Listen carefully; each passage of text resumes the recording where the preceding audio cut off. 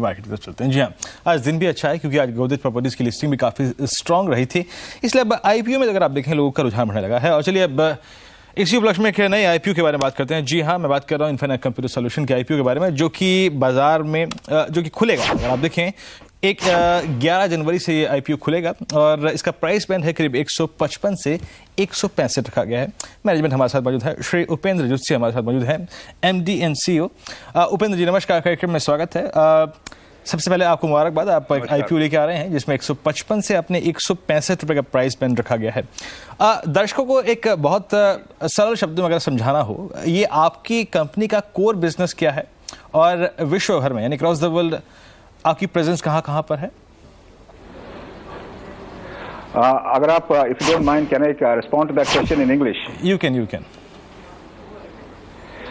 We are an IT services and solutions company. That's our core business, and we have three service offerings, three clear-cut service, which is application management outsourcing, remote infrastructure management, and product-based and intellectual property-based leveraged solutions that we offer to our clients in five major industry verticals like telecommunication, media, healthcare, manufacturing, and energy.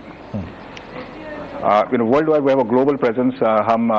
We started the company in the US. We have 4 offices in the US. That's a major market for us. In addition to US, we also operate out of UK, in London. We have offices in Singapore, Malaysia, and obviously we have 4 delivery centers in India, which include main campus in Bangalore. We have about our own campus in Bangalore in Whitefield area. In addition to Bangalore, we operate out of Chennai, Gurgaon, and Hyderabad. So ये हमारे major offices हैं worldwide, and our main business जो है, which is essentially providing IT services, IT solutions to our clients in these countries. Now, Narendra, up till now we have seen that most of the Indian IT companies now, I mean, they are largely dependent on the US economy. I mean, 60 to 70% of their revenue is coming out of the US economy. Could you give me a sense about a revenue mix? How much you are getting from US, in Europe, might be from China, might be Middle East, India? See, we started the company in the US. Obviously, our major market continues to be the US. We were, till very recent past, predominantly focused on the US market. However, having said that, over the last 3 years or so, we have started diversifying and addressing other markets, more specifically Europe, as well as India and Asia-Pac. As of last year, financial year 09, we got close to a little less than 90% of our business from the United States, and the rest 10% came from Europe and India. Now, what's your sense about India? However, while we move, lots of companies, I mean, right now they are emphasizing on India, especially, I mean, the way the government is spending on the IT infrastructure. What's your sense about India? Right. No, we're very excited about this market. I mean, when we started off with, we were predominantly export-oriented, and to a large extent we still are. But India as a market, we're quite excited about it. There are 3 major segments that we address in India. They include the manufacturing, which is largely textile. We do a lot of work in the textile sector in India. We engage with our global clients, the companies that we work globally, like companies like Verizon Communication, IBM, Alcatel-Lucent, AOL, Fujitsu. So those companies, not only we work in US and Europe, we also try to engage with them in India.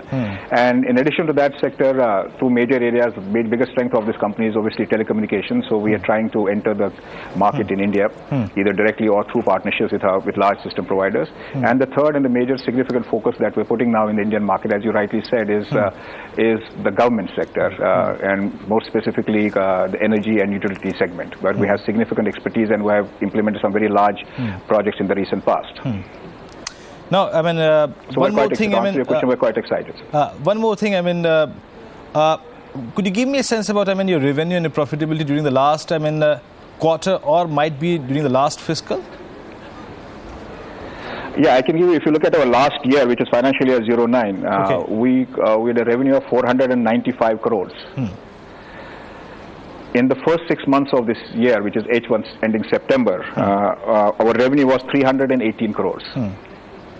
Now, one more thing. I mean, the special question about this IPO. I mean, you are how much amount you are, I mean, going to gather through this IPO, and what is the main reason on how you will utilize this money in the? I mean, what process you are going to utilize this money?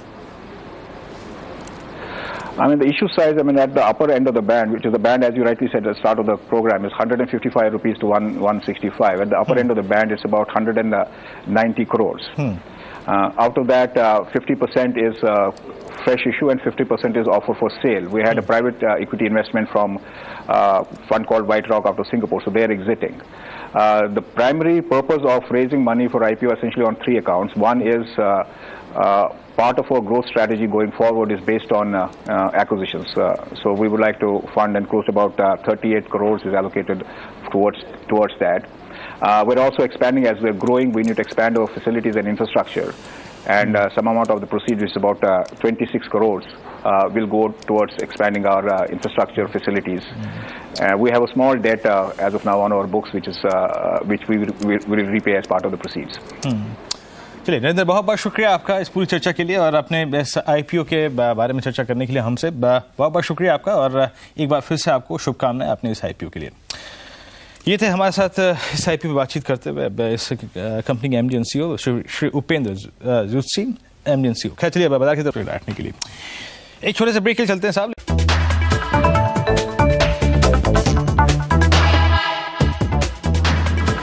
Welcome back. 2830 points up, 5273 is where the Nifty is trading at. There's a new IPO which is open today. That's Infinite Computers. We'll talk more about that with the management who joins us right now. I'm just trying to look up the company in terms of what it has done or what kind of demand it has got as far as the a book is concerned. Till now, I don't think we got that information as of now. At least it's not uploaded on the NSE website. But that's Infinite Computers for you. Issue date 11th to the 13th. Issue size 1.15 odd crore shares, and on the upper band that's about 165 odd rupees per share. Comparables in that space, or the closest in that space, could be Mindtree and Infotech Enterprises. I'm going to come to valuations in just a bit, but let me start by bringing in the management. Upinder Zutshi is CEO and Managing Director in the company. Upinder has just returned from Hong Kong, Singapore after meeting investors and closing the anchor book for the issue. Upinder, thanks for joining us. Good morning. Great having you with us. Let's start with that. Who are the investors in the anchor book? Just run us and give us a flavor of that one. Yeah, thank you for inviting me on the show. Yes, we closed the book yesterday. The anchor book, the response we got was very encouraging and very good. We have about nine investors who are now the anchors, both domestic mutual funds as well as international funds. So out of them, if you look at including names like T. Rowe Price as well as Reliance Mutual Fund out of India, those are some of the major funds that have participated in our anchor book. Who's been the biggest buyer in that block of the anchor quota? Could you probably detail that out for us?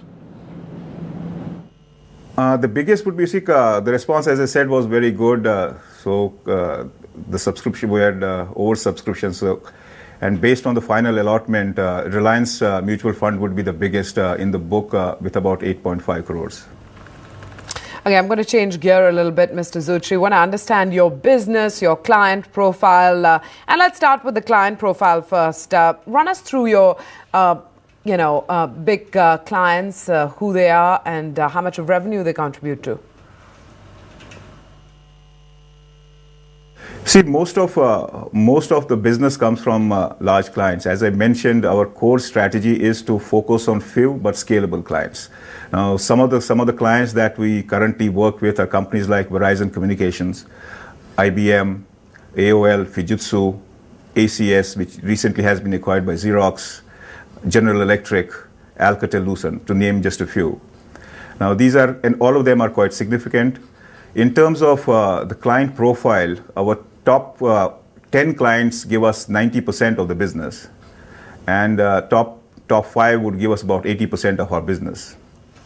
Top 5 give you 80% of the business. There's a risk there of client concentration, isn't there? To some extent, yes, but I have a very strong view on that.